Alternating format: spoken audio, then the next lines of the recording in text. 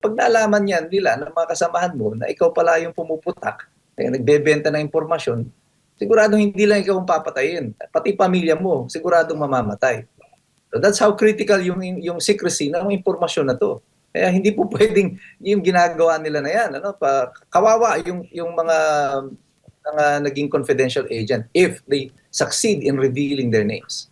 Pinag-uusapan nila dyan kay VP Sara, 125 million sa Office of the Vice President. Sabi nila that's about 11 point something million in 11 days kasi ginastos. Pero ang Office of the President in 2025 has 4.3 billion. And that's about 11.78 million pesos a day for 365 days. So bakit hindi nila tinatanong? Bakit hindi sila nag-iimbestiga? Tama yan, magtanong kayo tungkol sa confidential funds. Pero dapat maging makatwiran kayo, maging patas kayo. Kung gusto nyo tanungin, tanungin nyo lahat. If you want an accounting, let everyone account for it. Pero ito, malinaw dito para sa mga Pilipino, si VP Sara, iniimbestigahan ni dahil siya ay corrupt. Kundi, siya yung mananalong presidente. Eto, medyo itatanong ko lang sa inyo kahit medyo kakilala nyo po, no? Okay lang po ba yung mga ganong asal ni Attorney Kapunan? Yung mga pagbibiro niya, pati yung pagdidemand niya na mag-recess, sa kanya nang gagaling ang pagdidemand eh. Tama po ba ito?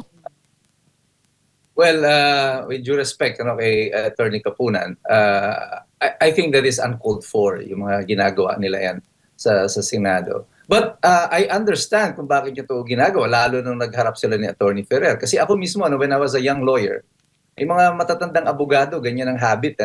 They have this tendency to look down on younger lawyers. At talagang didikdikin kanila.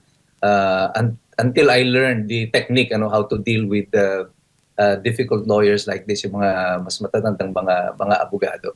So I understand where Attorney Kapunan is heading. Nakita niya yan kasi I think she did that because she saw that Attorney Ferrer, I'm just giving my fair commentary. I like the way Attorney Ferrer held her ground against Attorney Kapunan. However, nakita ko dito, napansin ni Attorney Kapunan na si Attorney Ferrer is medyo fidgety. Alam mo yun, yung tap siya ng tap ng ballpen, tinatap niya yung table. That means ninenervyos eh. So, the experience of Attorney Kapunan, ang ginawa niya, in-agitate niya si Attorney Ferrer, hoping that by agitating si Attorney Ferrer, she will make more mistakes. And medyo naaapektuhan si Attorney Ferrer kasi makikita mo, even yung kanyang mga questioning, nagpapaulit-ulit siya ng ibang words. So naaapektuhan siya nung pang-iinis ni Attorney Kapunan. But this is where experience comes in. Si Attorney Kapunan is just using her experience against a younger lawyer. But is that really how you should conduct yourself? Well, that's their technique. Tawag dyan, mga trial technique. Pero you should be able to respond to it properly pag ganito yung treatment ng opposing counsel mo. Attorney, yung mga ganito, parang it's safe to say na she's trying to intimidate yung defense, di ba? Masasabi po ba natin na itong defense ay nag-response ng tama o medyo parang natakot talaga at nakulangan kayo doon sa kanyang mga questioning dito sa witness? Hindi naman po siya natakot. I think she was rattled more than natakot. Mapapansin mo yan kasi nga doon sa naging behavior niya when Attorney Kapunan started arguing with her. At sabihan pa na she's tempted to spank her, yung mga ganun, di ba? So medyo lang siya, narattle lang siya doon. Siguro hindi siya sanay pa doon sa mga ganung klase. But in terms of the substance ng kanyang questioning, it was all there. She got it all in.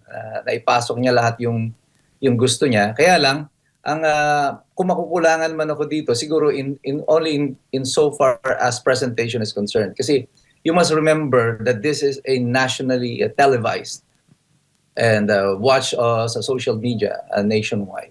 So everything, alam mo, pag nasa social media ka, pag nasa TV ka, everything is expanded, mas malaki ang tingin ng mga tao. Everything is being seen through a microscope, kumbaga mas malinaw para sa sa mga tao. And therefore, everything is exaggerated. Yung itsura mo, yung weight, your gestures, your words, everything is exaggerated. So, you've got to keep your nerves in check kapag mga ganitong mga kaso.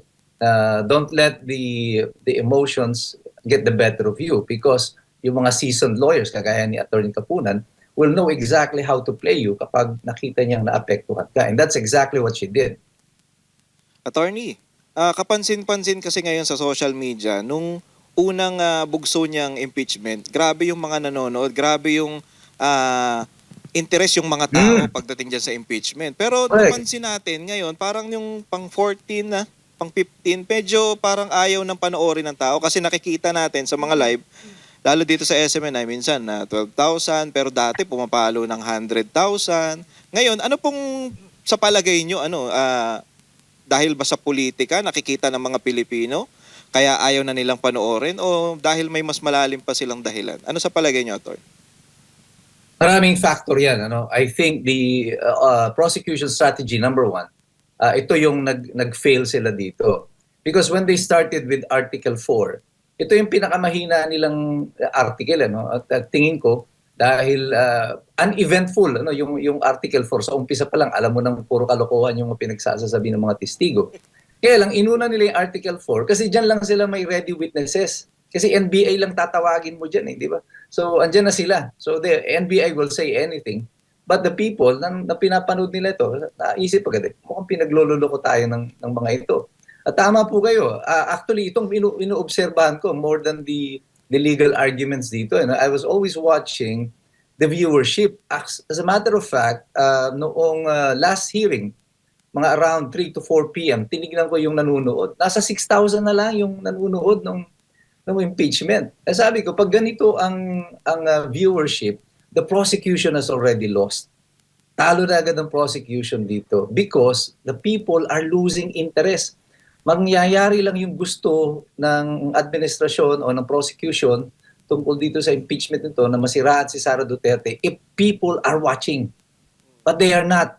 Hindi nanonood yung mga taong bayan. As a matter of fact, pag naggagawa ako ng mga observations ko, ng vlog ko after the hearing, marami doon nagsasabi hindi na sila nanonood ng impeachment, nag-aabang na lang sila ng mga summary ko at ng mga iba pang mga nag-vlog tungkol dun sa impeachment. Mas madali para maintindihan.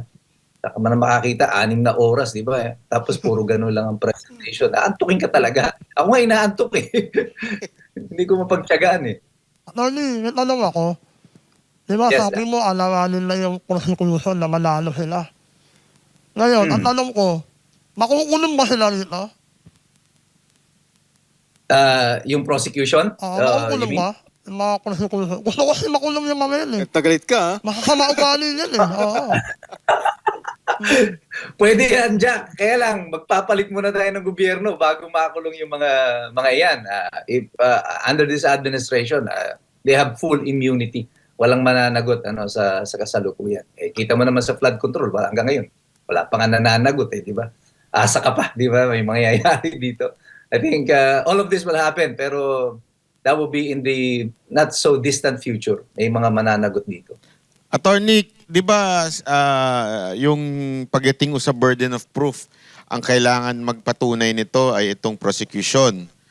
Pero since yung mga pangalan na binanggit nila, yung mga Maria Piatos, sino ba dapat ang magpakilala doon sa mga yon? Yung prosecution ba? Sila ba dapat ang, eto, wala talagang taong ganito? O dapat ang defense ang magsabing, hindi, may tao yan, meron talagang tao yan. Sino po ba doon sa dalawa? Actually, dapat ang prosecution ang may burden of proof. Pero is it even necessary na patunayan mo yung existence ng mga tao na yan?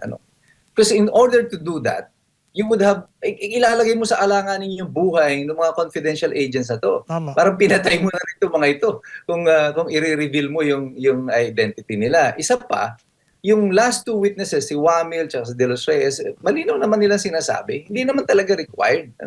Hindi ka required na mag-issue ng official receipt, pwede na nga yung acknowledgement receipt. Ang dami nilang inamin dito na magpapatunay na yung impeachment na to ay walang basihan. Kasi pinaka-importante dito, inamin ng 2 huling testigo na yung desisyon ng notice of disallowance ng COA ay hindi pa final, hindi pa ito tapos, meron pang mga remedyo. So hindi pa ito prima facie evidence na nagamit o ninakaw yung pera ng confidential funds. So kung hindi pa pala ito final at wala palang prima facie, ay bakit nandito tayo? Anong hinihiring natin dito? Di ba? So kaya yung mga mamamayan na nanonood patuloy na nawawalan na ng interest. I mean, after 15 days and 375 million, ano na ang naipresenta ng prosecution? What have they proven? As of today, nothing. Wala pa silang napatutunayan. In the meantime, lubog tayo sa baha, naghihirap yung bayan. 375 million, malaking pera yan. Marami sanang natulungan, marami sanang nagawa para dyan. Pero here we are, di ba? Nagsasayang tayo ng pera ng taong bayan. Attorney Mike, may kasi, meron sinabi si Bam Aquino. Alam naman natin na mga alias-alias yung nandyan sa confidential funds, yung mga Maria Piatos, Andy Lim, alam naman nating mga alias yan. Pero may sinabi siya na meron daw tayong batas na bawal daw gumamit ng alias. Ano nga ito, attorney? Medyo naguguluhan kami dyan sa sinasabi ni Bam Aquino. Yung sinasabi niya na yan, yung illegal use of alias, is that if you use your alias openly in public, pag nagpapalit ka ng pangalan at ini-introduce mo yung sarili mo, not with your true identity, but with that alias. Hindi po yan applicable dito sa kaso nito because these are confidential operations na talagang kailangan mong gumamit ng alias, di ba? Kagaya nga, di ba, kaya nga nauso yung mga pelikulang Agent 007, di ba? James Bond. Si Tony Ferrer noon, Agent X44. Si Weng Weng lang yata yung alam kong agent na yun din ang pangalan niya, Weng Weng din.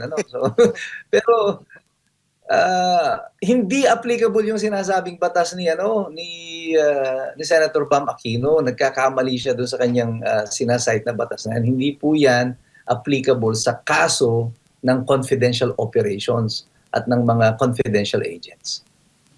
At nalimit na pa ako tungkol kay Bam Aquino. Kasi gigil ako rito. Bakit?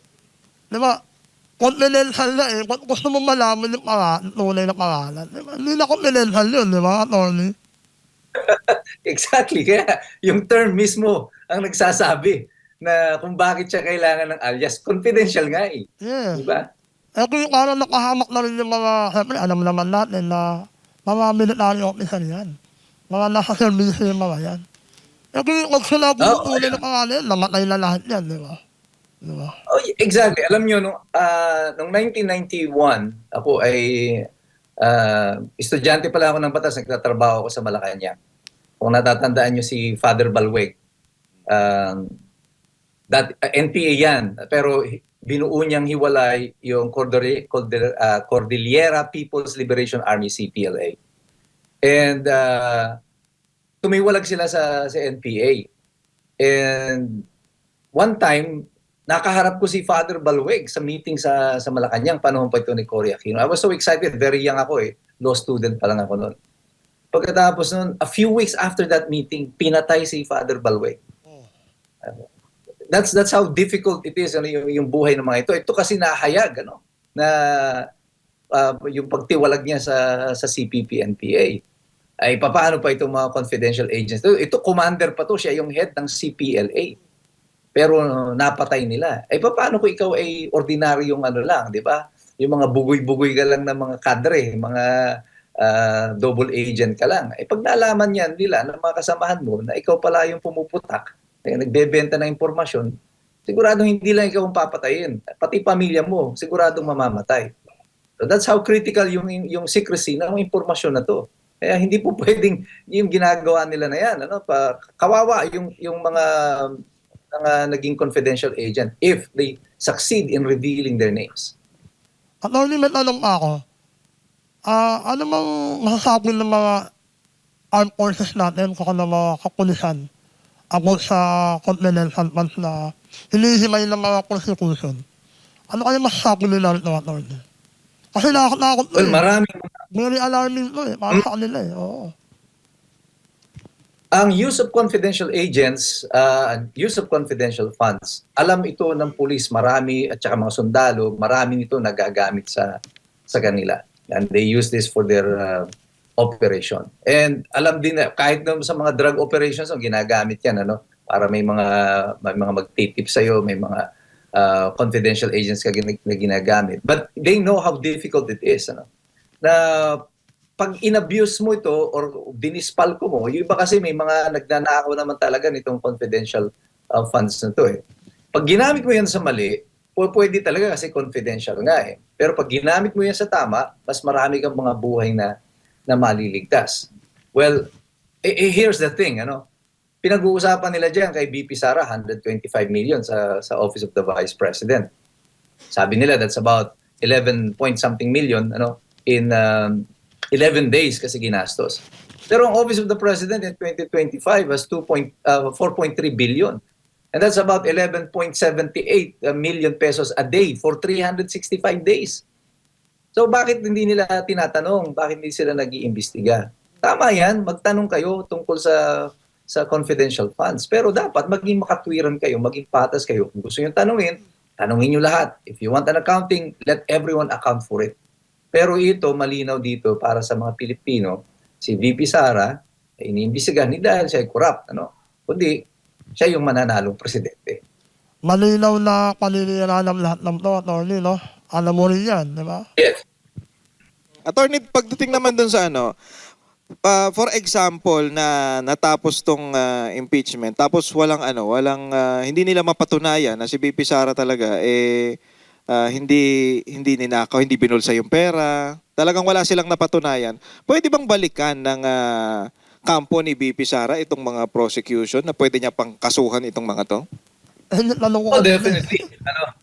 Kaya ninenervyos sila na hindi ma-impeach si Sara or baka manalo si Sara na presidente sa 2028. Ano kasi the only way you can stop Sara Duterte from becoming president is either to kill her or to impeach her. Wala nang iba. Hindi nila mapipigilan ito na maging presidente si Sara Duterte. Naku, So- attorney, grave threat yan. No joke, no joke. Attorney. The reality is, that is the reality. Dalawang paraan lang yan. Either you eliminate si Sara Duterte by assassination, o mamatay siya, or you impeach her. Yun lang ang paraan para hindi siya makatakbo. Otherwise, this is a done deal. The numbers cannot lie. Numbers will not lie. Sara Duterte is bound to be the next president of the Philippines. At itong kinatatakutan nila. Because, pag naging presidente itong si Sara Duterte, maraming makukulong dito sa mga nasa Kongreso, may mga mananagot ng tuluyan doon sa mga pinagnanakaw sa flood control at iba pang mga pondo ng pamahalaan. Nakakatakot ang isang presidenteng kagaya ni Sara Duterte.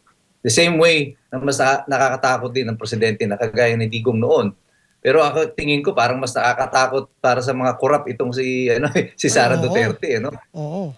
Actually, Ibang, Attorney, mas maganda nga yung nangyayari ngayon dahil nakikita ng taong bayan kung sino yung umaalsa at nagagalit kay VP Sara Duterte, mas lalong eto si VP Sara Duterte, one day, pananagutin talaga itong mga naglabasan. Kasi ngayon, it's either you are against or you are for Walang gitna Yung mga gitna, nayayari, nakakasuhan. So talagang Tama. dito lalabas kung sino yung okay, sino kalaban. At dito malalaman natin kung sino talaga yung nabigyan na napaboran ng administrasyon ni Marcos. Tama po, kasi ganyan na nagiging strategy ngayon. Kapag ikaw ay umuupo sa gobyerno, nagsasalita ka laban sa gobyerno, mas malamang ay magkakaroon ka ng problema. Kakasuhan ka, gigipitin ka. Kaya nga yung asawa ko natatakot na para sa akin. Baka ika naman pati tayo ay madamay dyan.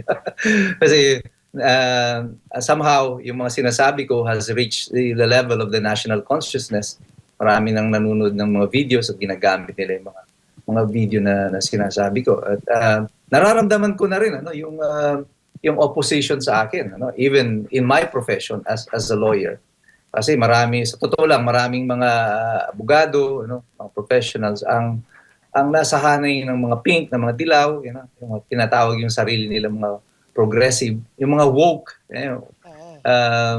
ng mga tao, nakakaramdam na ako ng pushback from this sector. But wala naman akong pakialam doon sa mga iyon. Basta tayo, we're just doing what we think is right, and we continue doing it for the country, for the republic. We are doing whatever we can para sa taong bayan. at sa Pilipinas. Ako naman mag-a-advise kay attorney. Ano ang mo sa kanya? Oh, attorney, pag medyo malapit na kayo, mag-Joel Villanueva lang kayo. Ayan. Oo, pag nag-Joel Villanueva kayo, safety na kayo. Oh, antayin nyo lang hanggang kaduluduluhan, yung medyo kakasuhan na kayo, pagka ano na, mag-Joel Villanueva lang kayo. Tapos, kasi, eto attorney magkomento ka doon sa huling, ewan ko kung napanood nyo, yung huling banat ni Joel Villanueva doon sa impeachment. Natawa kasi ako ewan ko sa inyo, attorney. Well, sa totoo lang, kagaya ni ako isang born-again Christian, kagaya ni Joel Villanueva. But before siya bumaliktad, naglabas na ako ng video kasi nararamdaman ko na babaliktad na siya. I gave this warning about him na kung gagawin niya na ito will have consequences even sa kanilang kongregasyon. And it did. It had a serious impact in the JAL. And sabi ko nga ngayon, sana si Senator Joel, sana wag na lang siyang mag-alalito lapid na lang siya dito sa Senado. Huwag ka na magsalita kasi lumalabas lang lalo yung kaipokrituhan ng posisyon that he is taking at the moment. But you imagine that he used to be the majority floor leader ng panahon nila ni Senator Alan Peter Cayetano, and also with Jesus Cordero. And all of a sudden, biglang andito ka, di ba? Na-complete 160-degree turn ng posisyon. So, sa mata ng mamamayan, parang ang linaw-linaw nasa yung hipokresiya ng kanyang mga sinasabi. Kaya it would have been better for him to do a little lapid. Attorney, ang problema, ang sabi ni Boy Remulla, tuloy ang kaso.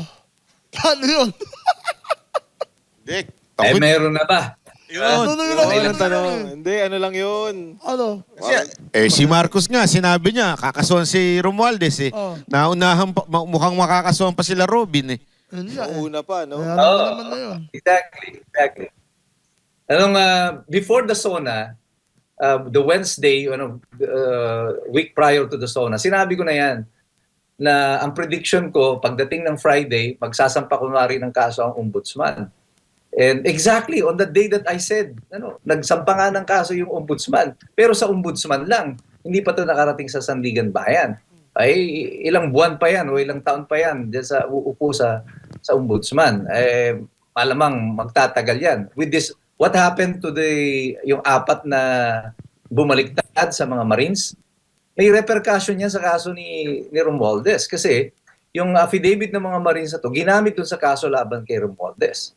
So, syempre, hihina yung kaso laban kay Romualdez. Ngayon, nagsasalita si Boying Remulla, sinisisi niya pakana daw ito ni Romualdez. But I think that is also beneficial to Romualdez na nagsasalita ng ganyan si Boying kasi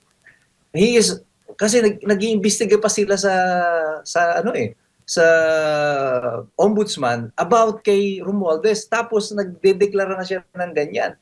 Pwedeng sabihin ng kampo ngayon ni Boying na may violation na ng right to due process ni Romualdez because hindi na impartial judge itong si Boying Remulla. And is this orchestrated? Nakadesenyo ba ito? Sinasadya ba ito ni Boying? Kung whatever it may be, the fact of the matter is this is being beneficial. Nakikinabang dito sa Romualdez. Pag nakinabang si Romualdez, nakikinabang si Marcos. Pati kasi yung mga apat na yan na Marino ay nagtestigo din na kasama si Marcos sa mga dinideliberan ng pera. So pag nakinabang si Romualdez sa storya na mali ang testimonya ng apat na Marino, makikinabang din si Presidente Marcos tungkol dyan. Attorney, ako nga, ibang ganito yung basa ko dyan Kung mapapansin nyo yung takbo ng panahon, in-announce muna na ginamit yung mga ilang Marines na sa kaso ni Romualdez. Pagkatapos, biglang nag-announce si BBM na kasuhan na si Romualdez. Tapos ilang araw, bumaligtad yung mga Marines. Tapos ngayon, sinasabi, kahapon lang, kagabi, sinasabi ni Auntie Claire na nahihirapan daw kasuhan dahil dun sa Marines. So parang planado yung nangyari. To the point na ngayon, they have justification na wag nang matuloy yung kaso kasi nga dahil nakasalalay lang dito sa Marines. What do you think of this? That's exactly what I said. Ano, itong disenyo, this is orchestrated, ito ang plano sa tingin ko ng yung pagtatahi-tahi ng mga kaganapan na ito. Kasi ang bottom line, eventually nakinabang si Romualdez dito. Kung ano man ang sabihin ni Boying Remulla, that's not material anymore. The fact of the matter is, bumaliktad yung 4 na Marines, ngayon siya, pinapakita niya na ang suspetsya niya si Romualdez. So sa pagsususpecha niya na to, si Romualdez pa rin ang nakikinabang. So I think that this is an elaborate story. Ano, kunya, parang ang ganda ng pagkakasulat ng telenovela na ito. Pero sa mata ng mga observers, ano, gaya ni Banat, ano? Ni Banat Bay, at saka ako, at marami pa mga tao, parang huling-huli natin, teka, napanood ko na to sa ano. Parang eksakto ito doon sa mga teleserye na nakikita natin. So, I think wala silang masyadong nauuto dito sa sitwasyon na ito because bandang dulo nito, feeling ko, walang kaso si Romualdez. Walang kaso si BBM. Di ba? Pero attorney sa RTC, di ba, ang judge pwede siyang, hindi ko alam kung anong tawag na term doon, pwedeng hindi, kasi ganun nangyari sa kaso ko eh. May isang judge na kinwestiyon namin dahil may kinaugnayan siya, di umano, doon sa nagkaso sa akin. So, nag-ano siya, anong tawag doon? Inhibit. Nag-inhibit siya. Dito ba sa pagkakataon nito, kung patunayan ni Romualdez na merong pagkiling na kaagad si Ombudsman Remulla, pwede siya mag-inhibit? Eh, di ba isa lang ang ombudsman? Paano yun?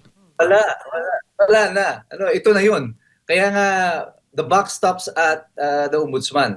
Kapag yung ombudsman ay na-challenge na yung kanyang pagiging impartial, at palagi ko, i-challenge siya ng kampo ni Romualdez, pagiging cause of the dismissal ng complaint yan laban kay Romualdez, even if it reaches this Sandigan Bayan, mapapadismiss din agad yung reklamo. O kaya magsampa man ng reklamo itong sila Boying Remulla, baka hindi plunder ang ikaso, baka anti-graft lang ang ikaso, so mapakapagpiyansa pa.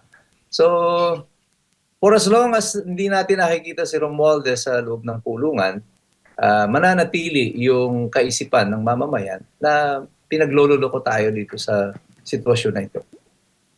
Yun. So, attorney, bago tayo magtapos, baka meron ho kayong gustong bigay na mensahe sa ating mga kababayan na patuloy pang sumusubaybay sa impeachment o guidance. Sige po, attorney. Well, para sa mga kababayan natin, ang impeachment na ito sa aking pananaw ay isang napakamahal na propaganda na gamit dito ang pondo ng taong bayan.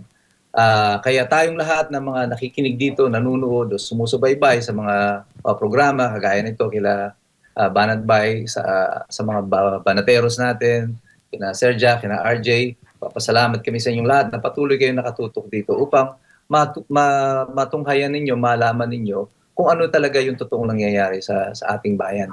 Sa kasalukuyan po tayong mga ordinaryong mamamayan, wala po tayong ibang kapangyarihan laban sa mapang-abusong pamahalaan kundi yung ating kaalaman. Yung ating pong pagnanais na ma-equip tayo, magkaroon tayo ng sapat na kaalaman ukol sa mga nangyayari sa bagay-bagay sa ating lipunan upang hindi po tayo madaling maloko ng pamahalaan. Tandaan po ninyo, lagi po tayong magmasid, lagi tayong makilahok, lagi tayong mag-aral. Kasi mahirap po talagang makialam ang taong walang alam. Yun. God bless everyone. Buhay po kayo. Yun. Buhay Yun. po ang Republika. Maraming salamat, attorney. Attorney Mike, maraming salamat po. Thank you very much po. Ayan, grabe Maraming sa attorney, no? Talino, no? Oo. At saka yung slogan niya, mga kababayan, mag-aral para marami kang alam. Basta gulo eh. Basta, Pang, mahirap maglaban na wala kang alam. Oo. Tama yan. Ang talino eh, no? para kayong Tiberus yun eh, no? Oo. Oo nga, no? Oh, kailangan mag-aral eh. Hindi, pero alam mo napakaganda ng paliwanag ni Attorney Mike at very, masasabi mong maiintindihan ng masa. Kasi may mga abogadong medyo malalim eh. Ito talagang napakaganda ng kanyang paliwanag. Kaya nagte-trending yan lagi sa, sa TikTok. 600 ano yan. TikTok ba o sa Facebook. Facebook? Facebook, Oh. 600 plus na yung ano niyan, 1,000 yung kanyang followers sa Facebook. No, Grabe, kaya... no? Ay kayo, anong masasabi niyo dito bago tayo magtapos? Meron ba kayong gustong sabihin tungkol dito sa nakaraang impeachment days? Ako yung kakulan lang ako nagugulat eh. Oo. Sorry, hindi naman ako yan eh. Oo nga, ilabas mo na habang wala na siya. Sorry, wala ka naman na. So, yung kakulan, nanggugulo lang talaga to eh. Nanggugulo lang to. Dapat yung mga ganyan katanda, nag-ano na lang, nagmamag-home gano'n. Naglalaro na lang. Nag-relax na lang, no? Nag-relax na lang ako sa bahay yung mga ganyan. Sorry Nagluluto na lang, ano? Nagkagano na lang sa... Tomba. Oo. Ako naman, ang masasabi ko dyan, maging ano na lang sila, maging patas lang sila. Huwag na sila masyado maingay kasi yung prosecution, lalo silang nagmumukhang tanga, Tama talaga. sablay, dahil dun sa after nung hearing, may pa-press con pa silang nangyayari kung ano-ano pang pinopost nila. Hindi nyo kaya yung defense, tahimik lang. Oo. Para maging maayos yung kalokohan na impeachment nyo, maging maano na lang, maging patas na lang kayo. Huwag na kayo masyado magulo. Saka tama sabi ni Atty. Mike, ito yung pinakamahal na propaganda nila. Billion. Impeachment. Oo. Tama ba ko yung Mike? Tama. Grabe, diba? Grabe. Hindi, Salamat na ako sa to. alam mo, may nag-suggest nga eh. Actually, isang napakatigas na abogado. I think si Atty. Panelo yun eh. Sinabi niya, dapat itigil na itong impeachment eh. Kasi wala na talagang patutunguhan dahil wala naman silang naipipresentang bago. Wala. Lahat ng napresenta nila dun sa Committee on Justice sa House, yun lang din, inuulit lang nila. Tapos, para lang magkaroon ng national, kasi siyempre walang masyadong nanonood sa kamera. Ito, mas maraming nanonood. Kaya lang, ako yung kanilang mga propaganda, sa simula, kakagat eh. Di ba? Alam mo yun, mga pambobola mo sa simula, kumakagat eh. Pag nagkaroon ka ng jowa, pag nanliligaw ka ng mga side chicks. So, minsan kumakagat yun. Uy, napauos na. Di ba? Pero eventually, mabibwisit na rin sa yun eh. Pag puro ka pambobola. Di ba? Dadalhin mo sa ganito, dadalhin mo, bibilang mo ng ganyan. Kasi eventually, mabibwisit sa'yo. Di ba? Ikaw din. Nalaman ng babae, Na binobola mo lang. pinubola mo lang. Oo. Puro kasi luwalingan ko. Oo. So parang ganito nangyayari dito sa sa impeachment. Yung mga prosecution, parang puro propaganda. Sa simula, nakakatuwa, pero eventually, nakakabwisit na doon sa... Ito, pinag-usapan natin yung mga non-political na mga tao. Sa simula, natutuwa sila eh. Pero nung bandang gitna na, ano ba? Ano ba pinupunto nyo? Wala naman kayo mapunto. Kaya tuloy, lalong bumababa ang viewers nitong impeachment. Hinahanap ng taong bayan. Nahalun nila ako, di ba? Halakot na. Katunayan nyo. Imbis na may umangat ng umangat yung sinasabi nilang impeachment na yan, yung sinasabi nilang ginawa ni BP Sara, lalo lumulubog dahil dyan sa mga ginagawa nila. Kaya nga mga kababayan, kung gusto ninyo talagang gumanti sa mga pagnanakaw ng gobyerno, lalo na ngayong bumaha, di ba? Iboto nyo si BP Sara. Uy, by the way magpasalamat tayo kay Bongbong Marcos. Kasi bumaba daw ng 8% yung confidential at intelligence fund sa 2027. Bumaba ng 8%. Bumaba. 8% binaba nila. Thank you Pakaya naman Kung magkano na lang yung confidential fund niya? Dati nag-11 Ngayon parang nasa 10 na lang eh. Wow, Oo, thank you Basta 8% ang binaba daw. 8%, Thank you Ayun.